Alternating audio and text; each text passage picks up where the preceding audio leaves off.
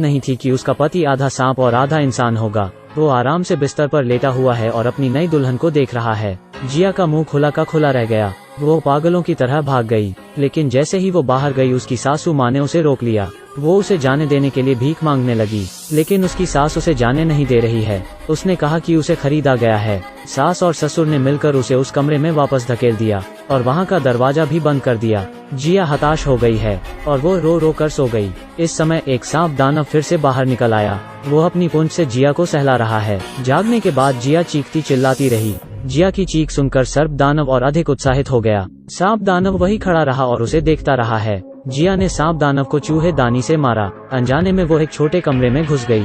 उसे एक लोहे की छड़ मिली और उसने खिड़की खोलने की कोशिश की, लेकिन वहाँ से निकलना मुश्किल है। लेकिन सांप दानव अभी भी पीछा कर रहा है। जिया काफी मुश्किलों के बाद वहाँ से भाग गई और जाकर एक आदमी से टकरा गई। सांप अभी भी पीछा कर रहा है। सांप को देखकर भीड़ वहाँ से भाग गई।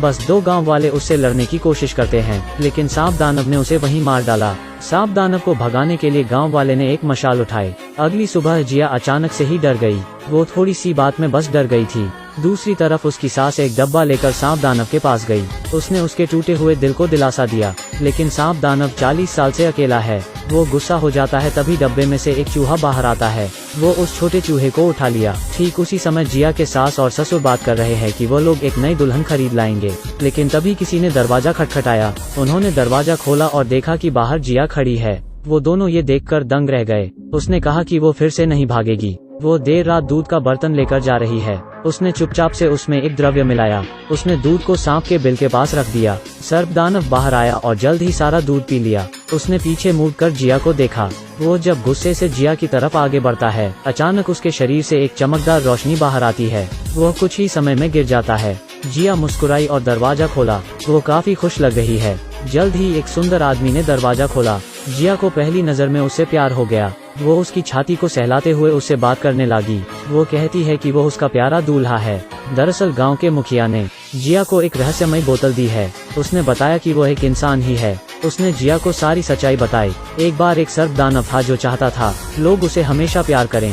उसने एक शादी को भंग किया। तभी दूल्हे ने उस पर हमला करने के लिए लाठी उठाई, लेकिन सांप ने उनका पीछा नहीं छोड़ा। उसने उस औरत को काट लिया और उसका बच्चा सांप दानव बन गया।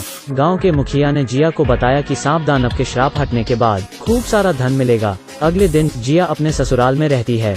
वो दोनों एक दूसरे की तरफ देखते हैं। वो अपने बेटे के लिए भोजन लेकर आई है। जिया डर जाती है और डब्बा लेकर कमरे में घुस जाती है, और जैसे ही वो अंदर घुसती है सर्प दानव उसको जकड़ लेता है। वो जानता था कि उसके साथ छल किया गया है। वो जिया को मारना चाहता है, लेकिन वो द्रव्य के असर के कारण बेहोश होकर गिर जाता है। जिया ने चुपचाप से सांप की खाल जला दी है। इसे सासू माँ ने भी देख लिया। उसने पिछली रात रखा दूध का पतीला भी देखा। उसे कुछ शक हुआ। वो सोचती है कि जिया ने उसके बेटे को मारने की कोशिश की होगी। वो फिर से उसके दूध के बर्तन में द्रव्य मिला देती है और सांप दानव वो दूध पी लेता है और सुंदर इंसान बन जाता है। दोनों एक दूसरे को प्यार करते हैं। तभी सासू माँ अंदर आ जाती है। दोनों ने अपने बेटे को कहीं ऐसे नहीं देखा है। उन दोनों को समझ ही नहीं कि आया कि वो उनका ही बेटा है। सास ने अपनी बहू को जमकर खरी खोटी सुनाई। वो कहती है कि वो नालायक बहू है। जिया उन्हें सच बताती है। यह सुनकर उन दोनों को यकीन नहीं हुआ। सांप आदमी वापस अपने रूप में आ जाता है और उसे गांव वालों ने पकड़ लिया है। गांव का मुखिया आया और उसने सांप दानव पर हमला किया। इससे दानव शांत हो गया। उसने ग्रामीणों को विदा किया। उसने उसके पिता को बताया कि आज पूर्णिमा की रात है।